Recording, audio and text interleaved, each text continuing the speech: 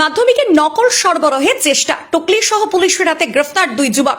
মালদহের ইংরেজ বাজারের রায়গ্রাম স্কুলের ঘটনা। পরীক্ষা কেন্দ্রের বাইরে টুকলি তৈরির সময় হাতে নাতে ধরে ফেলে পুলিশ। ধৃতদের মোবাইল ফোন বাজেয়াপ্ত করা হয়েছে। শতপ্রণোদিত মামলা রুজুর সিদ্ধান্ত পুলিশের। উল্লেখ্য, ইংরেজ বাজারের এই স্কুল থেকে প্রশ্নপত্র পাচারের ঘটনা ঘটে।